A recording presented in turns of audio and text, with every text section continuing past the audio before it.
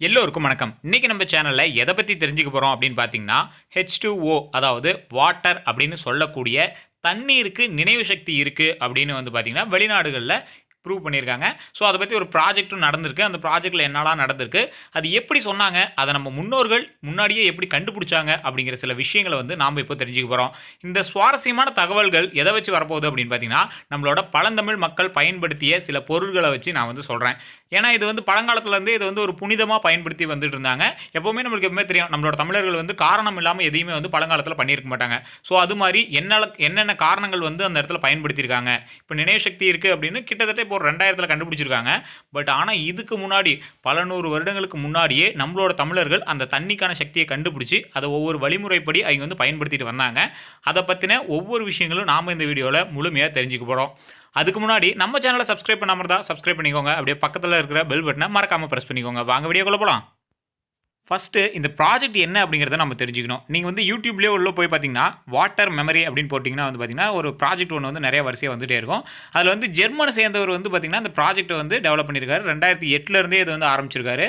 கிட்டத்தட்ட 1980ல இப்படி இருக்குமோ அப்படின்னு வந்து ஸ்டார்ட் பண்ணாங்க. பட் இப்போ வந்து முழுமையா கண்டுபிடிச்சுட்டாங்க. அதுக்கு ஒரு எக்ஸாம்பிளா வந்து பார்த்தீங்கன்னா, அந்த தண்ணீல ஒரு பூவ வச்சு கண்டுபிடிச்சிருப்பாரு. ஸோ அத வந்து கொஞ்சம் இங்கிலீஷ்ல சொல்லியிருப்பாரு. அது வந்து உங்களுக்கு புரிஞ்சிருக்காது. ஸோ அது மாரி வச்சு அவங்க எக்ஸ்பிளைன் பண்ணியிருந்தாங்க. ஸோ நான் அதில என்னலாம் இருக்கு அப்படிங்கிறத நான் இப்போ பிரீஃபா சொல்லிர்றேன். நம்மளோட பழங்காலத்துல வந்து பார்த்தீங்கன்னா, நம்மளோட பாட்டிகள் சொன்ன கதைகள் மூலமா நம்ம இவ்ளோ பெரிய விஷயத்த மிஸ் பண்ணியிருக்கோம் அப்படிங்கிறத நீங்க தெரிஞ்சுக்குவீங்க.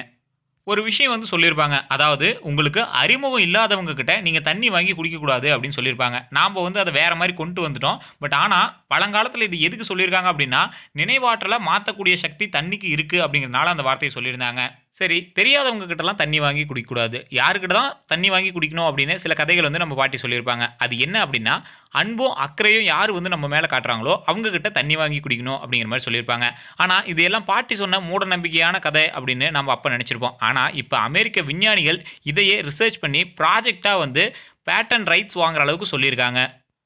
பழங்காலத்துல இருந்து இந்த காலம் வரைக்கும் வந்து பார்த்தீங்கன்னா, முழுமையா வந்து எல்லா மதங்கள்லயுமே இந்த தண்ணி அப்படிங்கிறது ஒரு மிகப்பெரிய புனித நீரா வந்து மதிக்கப்பட்டது. அதுக்கு காரணம் வந்து அந்த காலத்துலேருந்து இந்த காலம் வரைக்கும் தண்ணி பஞ்சம் இருக்கு. அது ஒரு பக்கம் இருந்தாலும், அதுக்காக தண்ணி மதிச்சாங்க அப்படின்னு சொன்னாலும், இன்னொரு விஷயம் என்ன அப்படின்னு பார்த்தீங்கன்னா, ஒவ்வொரு சொட்டு தண்ணியுமே வந்து பார்த்தீங்கன்னா, புனிதமா கருதுனாங்க. அது எந்த மதமா இருந்தாலும் சரி, நீங்க வந்து நோட் பண்ணியிருந்தீங்களா தெரியும். எல்லா மதத்திலயுமே வந்து அந்த தண்ணிய வந்து ஒரு புனிதமா வந்து பயன்படுத்துனாங்க. அது அறிவியல் ரீதியா தான் அந்த தண்ணிக்கு அந்த புனித தன்மைய குடுத்துருக்காங்க அப்படிங்கிறது இப்ப தான் நம்மளுக்கு வந்து தெரிய வந்திருக்கு. கோவில்கள்ல தீர்த்தம் அப்படின்னு சொல்லி ஒரே ஒரு சொட்டு, ஆளுக்கு ஒரு சொட்டு வந்து அந்த செம்புல இருந்து வந்து குடுப்பாங்க. அத வந்து எல்லா பணக்காரரா இருக்கட்டும், எவ்வளோ பெரிய ஏழையா இருக்கட்டும், எல்லாம் வரிசையில் நின்னு அடிச்சுக்கிட்டு வாங்குவாங்க. அந்த தண்ணிக்கு என்ன ஒரு பவர் இருக்கு அப்படின்னு பார்க்கும்போது, நம்ம ஆன்மீக ரீதியா வந்து சிலர் வந்து சாமியோட பிரசாதம் அப்படிங்கிற மாரி சொன்னாலும், அதோட அறிவியல் ரீதியான உண்மைகள் பல விஷயங்கள் உள்ள மறைஞ்சிருக்கு. நம்மளோட பாட்டிக்கிட்டயோ, நம்ம தாத்தாக்கிட்டயோ, இல்ல நம்மளோட முன்னோர்கள்கிட்டயோ கோவில்ல தீர்த்தம் தராங்க. அந்த தீர்த்தத்தில என்ன இருக்கு அப்படின்னு கேட்டா, ஒரே ஒரு வார்த்தை சொல்லிருவாங்க. அதில சாமியோட சக்தி இருக்கு அப்படின்னு சொல்லிருவாங்க. அந்த சக்தி என்ன சக்தி அப்படின்னு பார்த்தோம்னா, அந்த தீர்த்தத்துல ஆன்மீக சக்தி ஒரு பக்கம் இருந்தாலும், அதுல இன்னொரு விஷயம் என்ன இருக்கு அப்படின்னா, நினைவாற்றல் அப்படிங்கிற ஒரு திறன் வந்து அதுல இருக்கு.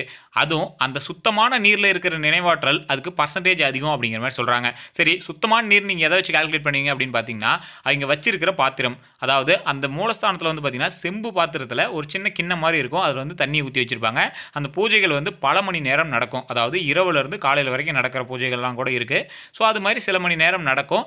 அப்போ வந்து பார்த்தீங்கன்னா, அதுல இருக்கிற பாக்டீரியா அதாவது 4 மணி நேரம் ஒரு ஒரு செம்பு பாத்திரத்தில 4 மணி நேரம் வந்து தண்ணிய வச்சிருந்தா, அது வந்து பார்த்தீங்கன்னா, ஃபுல்லாவே அதில இருக்கிற பாக்டீரியாவ அழிச்சிரும். அதாவது 100% கிட்டத்தட்ட 99%ன்னு வச்சுக்கோங்களேன்.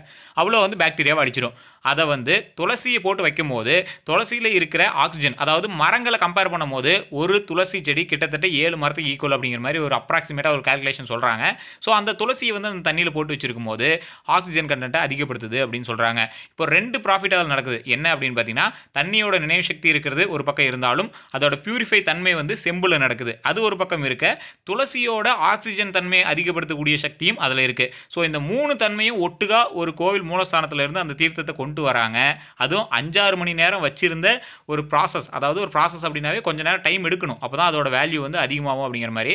ஸோ அந்த ப்ராசஸ வந்து வெளிய கொண்டு வராங்க. அப்ப வந்து அந்த புனித தீர்த்தத்த வாங்குறதுக்கு நெறைய பேர் கியூல நிக்கிறாங்க. இதுதான் ஆன்மீகத்தோட கூடிய மற்றொரு சக்தி அப்படின்னு அந்த காலத்துலேருந்து இந்த காலம் வரைக்கும் நாம் பின்பற்றி வந்துட்டு இருக்கோம். அதில் அவ்வளோ சக்தி இருக்குது அப்படிங்கிறது நாம் இப்போ சிம்பிளாக சொல்லிட்டோம். பட் அந்த காலத்தில் வந்து இது ரொம்ப பெரிய விஷயமா கருதப்பட்டிருக்கு. ஓகே, இது வந்து கோவிலில் அந்த தண்ணீருக்கு கொடுக்கக்கூடிய ஒரு மதிப்பு, அதை வந்து பயன்படுத்தக்கூடிய ஒரு முறை. அடுத்ததாக ஒவ்வொரு வீடுகளில் நம்ம பழங்காலத்துலேருந்து பார்த்துருந்தோம்னா சில விஷயங்கள் நாம் வந்து நோட் பண்ணியிருப்போம். வீட்டுக்கு போன உடனே செம்பில் தண்ணி கொண்டு வா அப்படின்னு சொல்லுவாங்க. செம்பு அப்படிங்கிறது வந்து பார்த்திங்கன்னா அந்த உலோகம், அதாவது காப்பர் அப்படிங்கிறது தான் செம்பு. அது காலப்போக்கில் மாறி வந்து பார்த்திங்கன்னா சொம்பு அப்படின்னு ஆயிடுச்சு. அந்த சொம்பு வந்து எல்லா மெட்டல்லையும் செய்ய ஆரம்பிச்சிட்டாங்க இப்போதைய நிலமையில். ஸோ அதில் தண்ணி கொண்டு வந்து இப்போ கொடுத்துட்ருக்காங்க. பட் ஆனால் செம்பு பாத்திரத்தில் தண்ணி கொண்டு வந்து கொடுக்கும்போது நம்மளோட உடம்புல இருக்கிற பாக்டீரியாக்கள் எல்லாமே வெளியே வந்துடும் அப்படிங்கிற மாதிரி அந்த காலத்தில் வந்து ஒரு நம்பிக்கைகள் இருந்திருக்கு. தண்ணியில் இருக்கிற பாக்டீரியா செம்புனால கிளியர் ஆயிரும். அந்த தண்ணியை குடிக்கும்போது நம்மளோட உடம்புல இருக்கிற பாக்டீரியாவும் வெளியே போகும் அப்படிங்கிற மாதிரி சொல்கிறாங்க. அதுக்கு இன்னொரு ஒரு வழி என்ன அப்படின்னு பார்த்தீங்கன்னா, நம்ம வீட்டுக்கு போகும்போதே காலை கழுவிட்டு தான் உள்ளே போகணும் அப்படின்னு சொல்லுவாங்க. ஓகேங்களா? இன்னொரு விஷயம் என்ன அப்படின்னு பார்த்தீங்கன்னா, ஏதாவது ஒரு இறந்த இடத்துக்கோ இல்லை கூட்டமான இருந்த இடத்துக்கோ நம்ம வந்து போயிட்டு வந்தால் குளிச்சுட்டு வரணும் அப்படிங்கிறது ஒரு பக்கம். அதில் இன்னொரு விஷயம், பாக்டீரியா போகுது அப்படிங்கிறது ஒரு பக்கம் இருந்தாலும் நினைவாற்றலை கொண்டு வரக்கூடிய சக்தி அந்த தண்ணிக்கு இருக்கிறதுனால அங்கே வந்து அழுதுகிட்டே இருப்பாங்க. இப்போ ஏதாவது ஒரு இறந்தவங்க வீட்டுக்கு போயிட்டு வந்தாங்க அப்படின்னா அங்கே வந்து சுற்றி அழுதுகிட்டே இருப்பாங்க. நம்மளோட மைண்ட் வந்து கிரிட்டிக்கல் ஸ்டேஜுக்கு வரும். அதாவது சடனாக ஜீரோவுக்கு வரும். அதாவது நம்ம நல்லா தெளிவாக சொல்லணும் அப்படின்னா, டக்குன்னு பயப்பட்டோன்னே நம்ம வந்து பேய் பிடிச்சிக்குது அப்படிங்கிற மாதிரி சொல்கிறாங்க பார்த்தீங்களா? அப்போ வந்து என்ன நடக்கும் அப்படின்னு பார்த்தீங்கன்னா, ஒருத்தரோட ஃப்ரீக்வன்சி, அதாவது ஒருத்தரோட நினைவோட ஃப்ரீக்வன்சி வந்து நம்மளோட மைண்டை வந்து அட்ராக்ட் பண்ணுறதுக்கு ஈஸியாக ஒரு வாய்ப்பாக அமைஞ்சிரும். அப்படி சடனாக இதாகும் போது நம்ம வந்து உடனே என்ன பண்ணுவோம் அப்படின்னா, போய் குளிச்சுட்டு வாங்க, வெளியே போயிட்டு இருந்தால் குளிச்சுட்டு உள்ள வாங்க அப்படின்னு சொல்லுவாங்க. அது இந்த மாதிரி இடத்துக்கு போயிட்டு இருந்தால் தலையோட குளிச்சுட்டு வாங்க அப்படின்னு சொல்லுவாங்க. அதாவது அந்த அழுக மைண்டு எல்லாம் ஒரு 100 பேர் இருக்கிற இடத்துல எல்லாம் பேசிகிட்டு இருக்கிற ஒரு சத்தமோ, எல்லாம் பேசிட்டு சிரிச்சிட்டு இருக்கிற ஒரு இடமோ, இல்லை எல்லாருமே அழுதுட்டு இருக்கிற ஒரு உணர்வோ வந்து பார்த்திங்கன்னா நம்மளோட மைண்டுக்கு அட்ராக்ட் ஆகும். அப்போ இந்த தண்ணியை பயன்படுத்தி நம்ம உடல் முழுக்க வந்து க்ளீன் பண்ணும்போது அந்த சக்தியை எல்லாத்தையுமே இந்த தண்ணி பீட் பண்ணும் அப்படின்னு சொல்கிறாங்க. இது அந்த காலத்துலேருந்து சயின்டிஃபிக்கலாக பாக்டீரியாவை ஒழிக்கிறதுக்கு மட்டும் ப்ரூவ் பண்ணாமல் நினைவாற்றலை வந்து கரெக்டாக வச்சுக்கிறதுக்கும் இந்த தண்ணியை வந்து பயன்படுத்தியிருக்காங்க. சரி, செம்பு பாத்திரத்தில் தண்ணி குடிக்கிறதுனால என்னெல்லாம் ப்ராஃபிட் அப்படின்னு பார்த்தீங்கன்னா, செம்பு எனப்படும் காப்பர் சத்து தான் இரத்த விருத்திக்கு தேவையான அடிப்படை தாது உப்பு அப்படின்னு மென்ஷன் பண்ணியிருக்காங்க. செம்பு தாது நல்ல இரத்த அணுக்களை தொடர்ந்து அதிகமாக உற்பத்தி செய்யும் அப்படின்னு குறிப்பிட்டிருக்காங்க. இந்த செம்பு தாது நல்ல இரத்த அணுக்களை தொடர்ந்து அதிகமாக உற்பத்தி செய்யும் திறன் கொண்டதால் இரத்தம் இயல்பாகவே சுத்திகரிக்கப்படும் அப்படின்னு சொல்கிறாங்க. இந்த இரத்த புற்றுநோய் உள்ளிட்ட இரத்தம் சார்ந்த உடல்நிலை பிரச்சனைகளை வந்து இது வராமல் தடுக்கும் அப்படிங்கிறது ஒரு முக்கியமான விஷயமா அந்த காப்பருக்கு குறிப்பிடுறாங்க. குறிப்பாக கர்ப்பிணி பெண்கள் அந்த செம்பு பாத்திரத்தில் தண்ணி குடிக்கிறதுனால உடல் ஆரோக்கியமாகவும், அதாவது பிறக்க போகிற குழந்தைக்கும் அவங்களோட உடலும் ஆரோக்கியமாகவும் உடல் வலிமையாகவும் இருக்கும் அப்படின்னு சொல்கிறாங்க. இன்றைய காலத்தில் தான் நம்ம பயன்படுத்துகிற எல்லா பொருளுமே சில்வர், அது போன்ற சில பிளாஸ்டிக் இது மாதிரி பொருள்களை பயன்படுத்துகிறோம். ஆனால் அந்த காலத்தில் வந்து பார்த்திங்கன்னா புதுசாக கல்யாணம் ஆகிறவங்களுக்கு சீராக வந்து பார்த்திங்கன்னா இந்த செம்பு பாத்திரங்களை தான் கொடுத்துட்டு இருந்திருக்காங்க. அது எதனால் அப்படின்னு பார்த்தீங்கன்னா, செம்பு பாத்திரத்தில் வந்து நீர் குடித்தால் அது வந்து விந்தணுவை உற்பத்தி பண்ணுற சக்தி வந்து அதிகமாக இருக்குது அப்படின்னு அதில் வந்து கொடுத்துருக்காங்க. அது மட்டும் இல்லாமல் இதனால் புதுமண தம்பதிகள் செம்பு பாத்திரத்தில் பயன்படுத்தி விரைவில் குழந்தை பேர் பெறுவதற்கும் நோய் நொடி இல்லாத நீடித்த ஆயுள் பெறவும் இது வந்து ரொம்பவே பயனுள்ளதாக அமைஞ்சிருக்குமா. இப்படி தொடர்ந்து இந்த செம்பு பாத்திரத்தில் நீரை குடித்தா அல்சர் நோயை குணப்படுத்தும். அது மட்டும் இல்லாமல் தைராய்டு சுரப்பியை சீராக செயல்பட வைக்குது. அது மட்டும் இல்லாமல் உடல் எடையவும் குறைக்க செய்யுது அப்படின்னு சொல்கிறாங்க. நாம் செம்பு பாத்திரத்தில் ஊற்றி வைக்கிற தண்ணி கிட்டத்தட்ட 4 மணி நேரத்தில் அதில் இருக்கிற அழுக்கு, அதாவது பாக்டீரியாவை க்ளீன் பண்ணிடும். ஆனால் ஸ்டீல் பாத்திரத்தில் நீங்கள் வைக்கிற தண்ணி கிட்டத்தட்ட 34 நாட்கள் அந்த பாக்டீரியா எல்லாமே உயிரோடு இருக்கும் அப்படின்னு சொல்கிறாங்க. செம்பு பாத்திரத்தில் ஒரு 4 மணி நேரம் வச்சாவே அந்த செம்போட இயல்பை அந்த தண்ணி நல்லாவே அப்சர்வ் பண்ணிக்குது. அது மட்டும் இல்லாமல் அதுக்கப்புறமா அந்த செம்பை வந்து கழுவிட்டு அந்த தண்ணியை வந்து செடிகளுக்கு ஊற்றினா அதோட காய்கறிக்கு கூட அந்த செம்போட சக்தி அதிகமாக பரவுமா. அப்போது அந்த காய்கறியை உண்ற நமக்கும் அந்த சக்தி வந்து அதிகமாக கிடைக்கும் அப்படின்னு சொல்கிறாங்க. நார்மலாகவே தண்ணி ஊற்றினா ஒரு காய் வளரும் அப்படிங்கிறது ஒரு பக்கம் இருந்தாலும் அதற்கான அடிப்படை சக்திகளை அதிகப்படுத்துறதுக்கான பவர் வந்து இந்த செம்பு பாத்திரத்தில் இருக்குது. அதை கழுவி கீழே ஊற்றுற தண்ணிக்கு கூட இவ்வளோ சக்தி இருக்குது அப்படின்னா அந்த தண்ணி அப்படிங்கிறது அந்த செம்போட ரியாக்ட் ஆகி நம்மளோட உடம்புக்கு எவ்வளோ சக்தியை தரும் அப்படின்னு நீங்களே யோசிச்சு பாருங்க.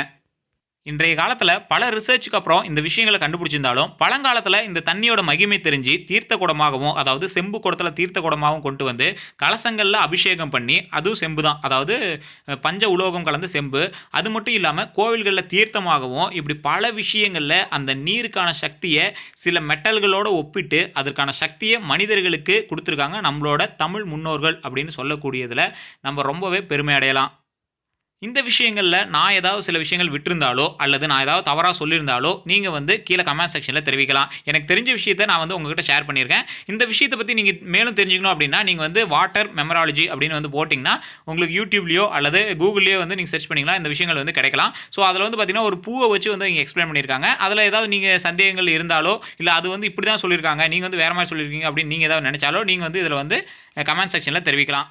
அடுத்ததா நாம எத பத்தி போடலாம் அப்படின்னு நீங்க உங்களோட கருத்துக்கள கமெண்ட் செக்ஷன்ல தெரிவிச்சுக்கோங்க. இதுவரை நம்ம சேனல சப்ஸ்கிரைப் பண்ணலனா சப்ஸ்கிரைப் பண்ணிக்கோங்க. அப்படியே பக்கத்துல இருக்கிற பெல் பட்டன மறக்காம பிரஸ் பண்ணிக்கோங்க. எல்லோருக்கும் நன்றி.